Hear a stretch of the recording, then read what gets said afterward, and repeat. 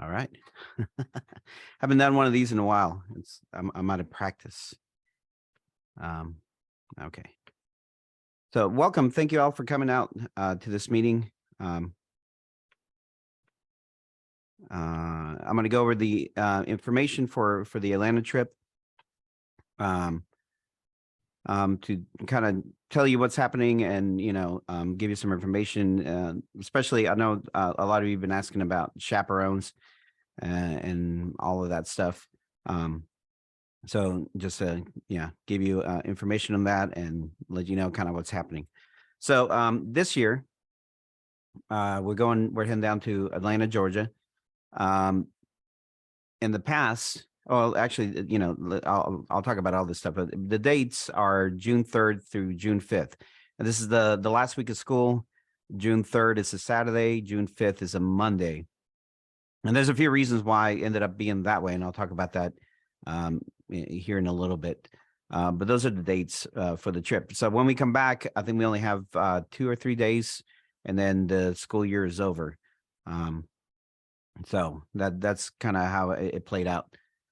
In the past, we have taken big trips. We started doing this, Mr. Benton and I, a number of years ago. Both him and I have been at the school for about 11, 12 years. And I think it was about maybe 4 years into when we were both there that we started taking like these big trips out of state and going to different places. So the first trip that we went on was actually Atlanta.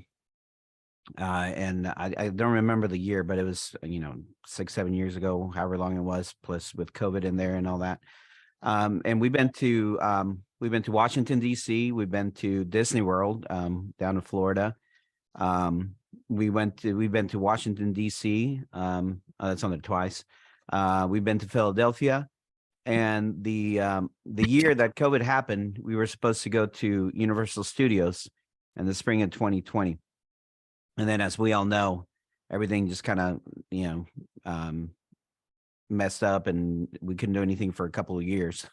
So the last time that we went on a trip like this big, was in the spring of 2019. So none of the kids that are here now, 6th, 7th, and 8th graders, have ever gone on a big trip like this or done anything like that. Last year, we went to Carowinds for a day. And that was just, I believe it was 7th and 8th graders last year. 6th grade didn't even get to go on a trip because it was still kind of weird times. And we were still trying to figure out what the school system would let us do and not do as far as trips. So we wanted to take a trip last year, but again, it just ended up not working out because the way COVID played out and the way the district was not allowing any outside of state trips and everything. So this year, it finally felt like things were kind of getting back to normal somewhat. And we got approval early on from the school system and from, administration there at the school. And so we wanted to try to see if we can, do another trip. And this kind of the way it worked out. So I gave the kids, what I sent home with the kids was a permission form, medical form that we have to have, the district we have to have those every time we take a trip, either, in state, in district, or out of state. Anytime we transport kids, we have to have those medical forms. And then the other thing that I sent you was an information letter with, how much it's going to cost, what it all entails, and also a schedule. So what I have here, if you receive your letter, if your letter made it home, this is what was on that letter. So I'll just kind of remind you how it's going to work. So this is a, again, a 3-day trip. Saturday, June 3rd is when we would be leaving the school, and we would leave around 7:00. I think Atlanta, depending on traffic, and especially on a bus, it probably takes about 7 hours, give or take. And that's also with us stopping for lunch somewhere between Carborough and Atlanta. So we'll leave around 7:00 in the morning that Saturday, and again, stop somewhere for lunch. And the kids will need, cash for this, or, like $10 or so. You can usually buy a meal at a fast food place for less than $10. We'll stop somewhere. I don't know where. Usually when we do these trips, we ask the bus companies, hey, we'd like to stop somewhere along the route. And the drivers pretty much know, where they're going, and they can go, oh yeah, I know this rest stop, exit blah blah blah. There's about 3 or 4 restaurants there. We can pull in there, so I usually leave it up to the bus drivers and the buses companies that we're taking to let us know, kind of where we're going to be stopping. So again, we've done this, anytime we've gone to like Philadelphia and Atlanta, we didn't do one for Washington because it was close enough. But, we usually stop to eat either, lunch on the way there or dinner on the way back. And again, stop somewhere where that has multiple restaurants so we can have, choices for the kids. So they will need either cash, or I don't know if you have like a cash card or a debit card that you trust your kid with, that's you can do that. So the first place that we're going to arrive to once we get to Atlanta is the World of Coke. The World of Coke and the Georgia Aquarium are literally, within feet of each other. Once you walk out of the door, you can see the other one. It takes maybe less than 5 minutes to walk from one to the other. So the reason why we're going there is because they're close.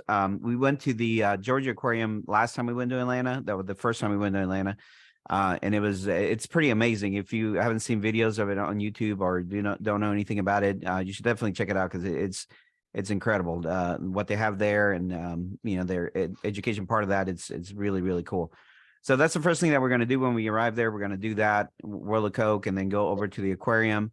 We're going to have dinner there at the aquarium. You're going to move them all around. When you look at some of those highlights that we were showing, he's right. Sorry. You're talking about curls. I have somebody on microphone. If you can mute yourself, I would appreciate that, please. Okay. So we're gonna eat dinner there. Most of these places have, because they handle big groups, they have some kind of dinner component, and we can do that. So that's included all in the price, and I'll talk about that here in a little bit too. So that's where we're gonna have dinner.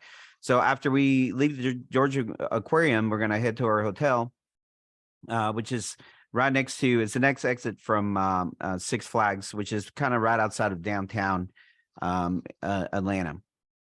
We're going to check in at the hotel around 8 o'clock, and then, lights out and all that stuff. So that's going to be the first day. The second day, it's Sunday, June 4th, because we're right next to the, I think it's less than 5 minutes by bus from our hotel to Six Flags. We're going to have an easy morning. We don't have to get up, not everybody has to be up by 7 or, be downstairs by 8. We're just going to have a leisurely morning. That will give us a chance to kind of get the kids, have breakfast in shifts. So that way we're not slamming, their breakfast area with, 100 kids. So we'll have kids, just leisurely get up, take a shower, come downstairs, have some breakfast, maybe go back up to the room and hang out. Six Flags doesn't open until about 10 o'clock, I think. So we'll leave there around, 9:30 or so, and then get over there. Or 11 o'clock, I think it's when it opens, 11 o'clock. So we have an easy morning, just relax. We don't have to go anywhere right away.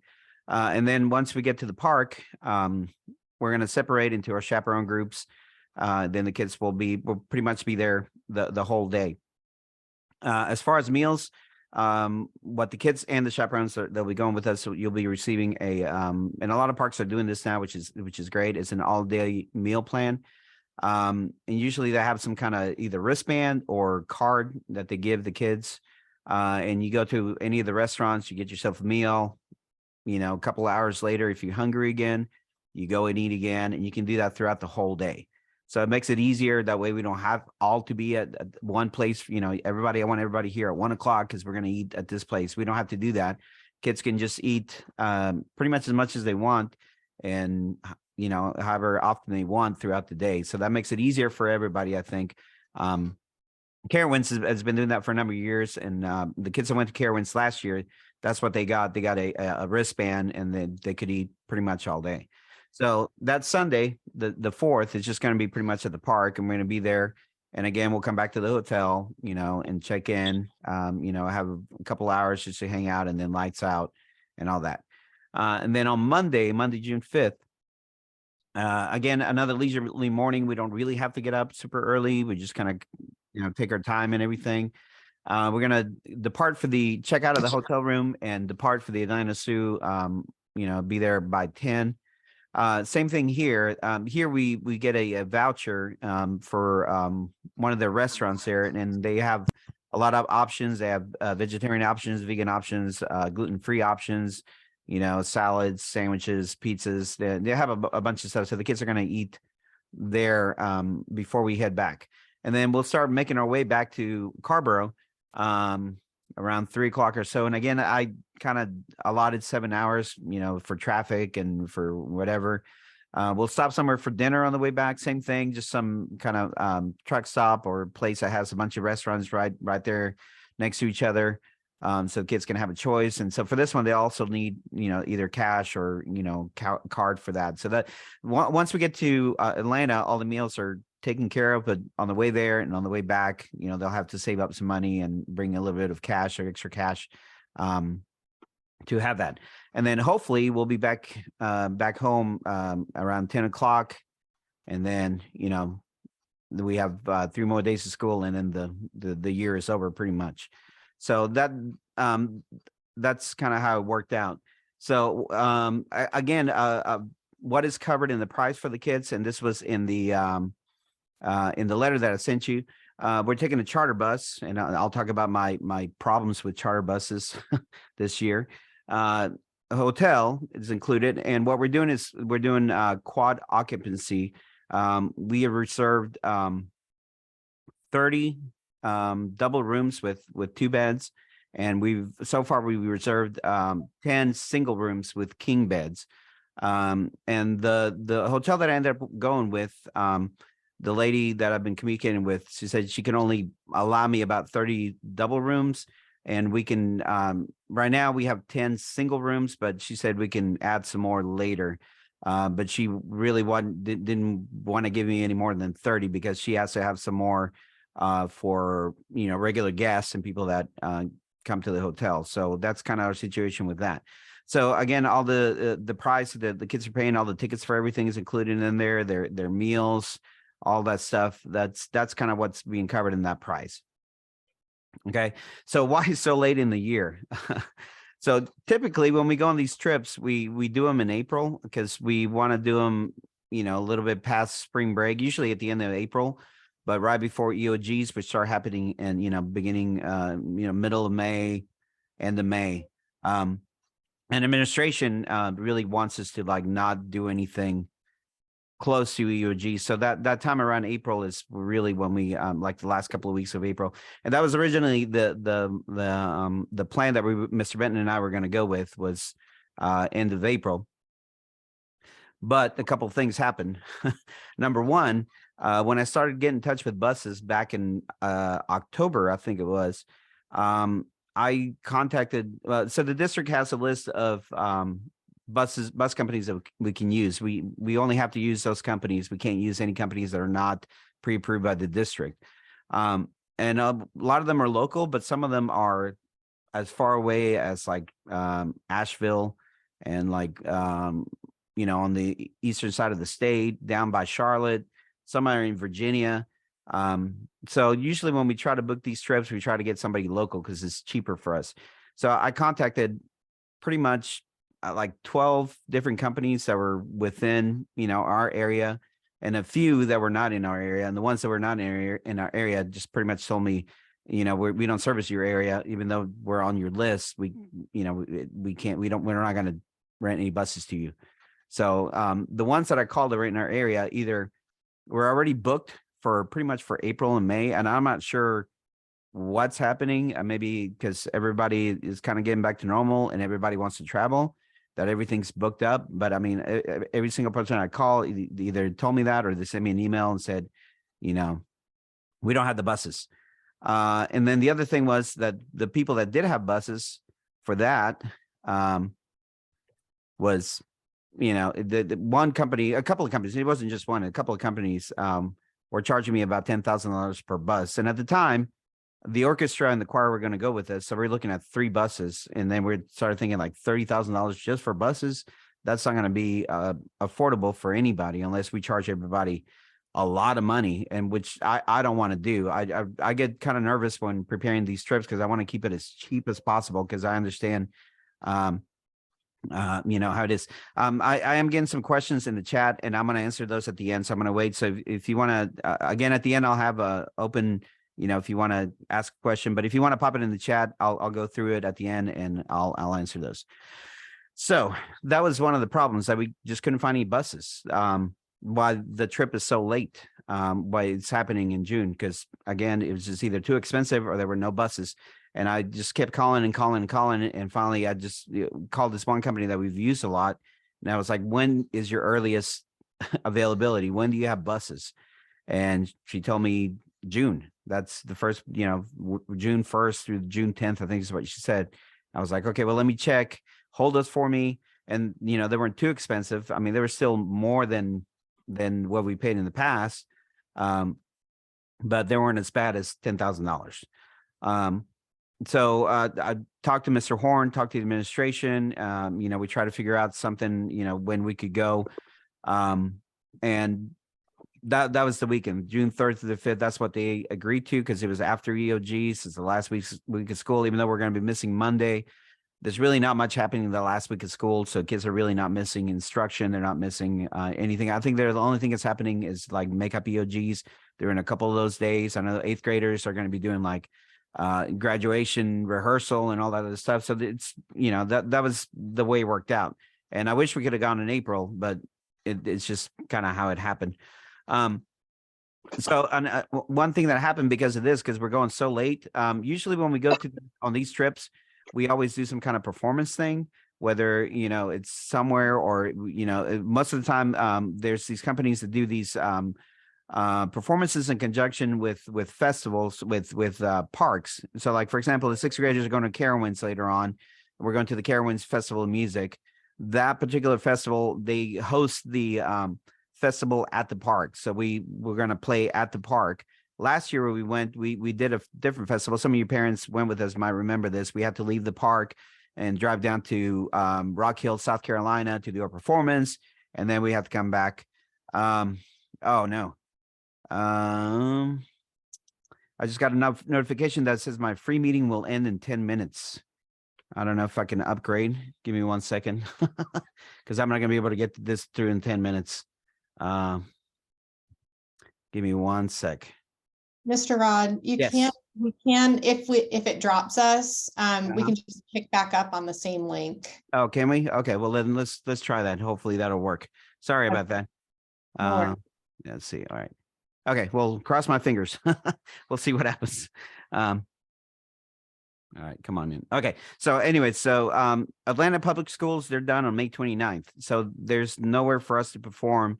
So that's why we're not performing. That's where we're just going to go. And I want to make sure when I gave you that letter to let you know that's what was happening. And because it's really, you know, we're going to be there a half a day on Saturday, a full day on Sunday, and a half day on Monday. There's really not a time for us to kind of try to squeeze in something. So that's kind of why we're doing that. So I'm going to try to go a little faster because I have a clock here. Hopefully everything will work out. But that's kind of why we're going that late in the year. Normally we wouldn't do that, but that's just the way it worked out. Okay. So just to give you some more info, again, the hotels are quad occupancy, and this is the way that we can keep it cheaper, because then you're splitting. The hotels gives us a fixed rate. And then, you know, if 4 kids are staying in that room, then we divide that rate by 4 people, and that makes it cheaper for everybody to be able to go. And what I've told the kids, you know, the hotel rooms have 2 double beds. If they're not comfortable sharing a bed with somebody, they can always bring a sleeping bag or a blow up mattress. And, you know, but if we put everybody in one bed, it would be a lot more money for you. So we, you know, always try to make sure that we can keep it as cheap as possible. If your children have never gone on a trip like this, what we do, and I'll talk about chaperones in a little bit. We'll all be together at the World of Coke and at Georgia Aquarium. When we go to like the zoo and Six Flags, they'll be broken up into chaperone groups. Some of you went last year to Carowinds with us, and you were chaperones, and we assigned you a group, and you were with those kids all day. It just works that way better. That way we have an adult with the kids in case something happens, an emergency, then they can get in touch with me and we can figure something out real quick. But kids are assigned to a chaperone group. They get to sign up for their own groups. And then we assign them a chaperone. So there's an adult with them. But the World of Coke and Aquarium, we're all in the same building. We're kind of enclosed. The really kids can't go anywhere outside. So we're all there. So, you know, we're all there together. We are taking 2 buses, one for 7th grade, one for 8th grade. As far as rooms, you know, when we do room checks every night, make sure everybody's there, make sure we get, you know, everybody's accounted for, and all that. And I talked to the kids a little bit about that, and I'll talk to them more as we get closer about being quiet. I reminded them that we're not the only people at this hotel. There's people there with families, people who are traveling, who just want a nice, quiet night of sleep. So it would really, really help me out if you would talk to your kids also about the importance of that, because we want to make sure that we're not being the ones that are causing, you know, other patrons to have be angry because they can't get a good night's sleep or whatever. So I'll talk to them. We'll have more meetings with the kids and talk more about that, about what's allowable and what's not at the hotel as we get closer. So as far as the chaperone cost, there's a couple of things that are kind of non-negotiable as far as where the price happens to be. One of them is the buses. So the buses, whether we have one person or whether we fill them up all the way, we have to pay the same price. We don't have any kind of sliding scale. So if we, if we only fill it halfway, we still have to pay the full amount for the bus. So that's one of the places where I can't cut back on the money for the chaperones. The other one that I can't really cut back on is the hotel, because again, the hotel gives us a fixed rate. I can't say, well, can you give me a deal for, they really can't. It's just that's what it is. Everything else we can kind of make up with by, with the money that we fundraise and all that stuff to be able to give chaperones a little bit cheaper cost. But I've been like trying to do math in my head and trying to see where I can make it cheaper for the people that want to go chaperones. And the price that I've come up with is pretty much the same as the kids. You're pretty much getting everything, that the kids are getting. But, if you chaperones usually want their own room. So we have some single rooms. But sometimes chaperones don't mind sharing a room with another chaperone. And this is where it can get a little bit cheaper if you're thinking about going and serving as a chaperone. If you're willing to share a double room with somebody, then, we can split the cost of that by 2. But if you don't want to share a room with anybody and you want your own room, then we still have to pay that full price for that room. So that's kind of how that works. So the price for the chaperones is going to be pretty much the same as the kids, which is $375, and that's about as cheap as I can make it. With everything, like if I charged all the chaperones for everything that the kids are getting, it was going to be like between $500 and $600. And again, I want to make it as cheap because I know that's a lot of money. So that's kind of where we are at that. And, I don't know if that will persuade some people one way or another, but that's kind of the way we are. So if you, a couple of things that can make it cheaper for you anyways, is if you want to drive your own car. I don't know how many people want to spend 7 hours on a bus with a bunch of middle school children. I know it kind of drives me crazy. So if you want to drive your own car, that can certainly cut the cost back, right? If you want to make your own accommodations. Maybe you're driving your car and you want to find a hotel that'll give you a better rate than what we're getting, which is I think it's $130 a night is what the rate, the hotel that we're doing is $130 a night. And again, I contacted several hotels in the area, and this was the only one that returned my calls and returned my emails. And I tried multiple times, and I don't know, maybe the hotels don't want to deal with school groups, but this was the only one. And it's a pretty nice hotel. I think it's a Fairfield Inn. It's a 3 or 4 star hotel, I think, on reviews and stuff. A lot of great reviews. It's pretty new. So, it's got nice rooms and everything. And I can send you that information if you want to check it out some more. But that's kind of where we are. So we've booked 30 double bedrooms and 10 single bedrooms. And the double bed availability, if you want to share with another chaperone, or maybe you want to stay with your kid and you want to share a room with your kid, again, that will be cheaper if you want to do that. That depends on how many kids will go. So today I did a kind of like semi informal question to see who was going, who was not going. We have 105 kids. If everybody goes in 7th and 8th grade band, there's 105 kids, which means, for the buses, that would mean there's only 6 open seats because, I'm going as well. But I think after I pulled everybody, it seemed like only about 96 kids are going. And again, that's not an official number because I haven't received everybody's permission slip. But it seemed like that's kind of where that was. So that if all the kids are, 4 to a room, that's going to be about 24 double rooms of the 30 that we have booked. And so in about 16 open seats for chaperones on the bus. And again, this is informal because I haven't received every single permission slip. So I don't have a solid number, but this is kind of where we are. We could use about 10 to 12 chaperones. That will make the groups about from 7 to 9 kids per group, which is manageable. Usually I try to make it under 10 kids per group because once you start getting over 10, then it gets a little bit too much for one person to handle. If we have like 2 parents going, then we can make the group a little bit bigger. And I know some parents just want to deal with, like 5 kids. So, on average, it'll be 7 to 9 kids. And all that. I do want to thank you because we did that book fundraiser and we raised I think it was about $3,000 with the stuff that we sold and the donations that you guys donated. So thank you all for that. And again, that's going to go to pay for some of the scholarships for kids that have asked. I think I have 3 or 4 kids that have asked for scholarships and also to kind of offset the cost for the chaperones. But we are going to do another fundraiser in April, just to make sure that we have that money for anybody, to keep it for the chaperones, try to make sure that we have the money to cover the costs and all that. The orchestra just did this fundraiser. It's called a flash fundraiser. And they've raised so far $12,000 by doing that. So we're going to try that. Hopefully we can make some of the money like that. So that's how that's going to work. And all that. I know there's some questions in the messages and the things. So, but if anybody wants to ask questions, there's less than a minute on this thing. So I don't know if it'll kick me out. If it does, we'll figure it out here in a second. But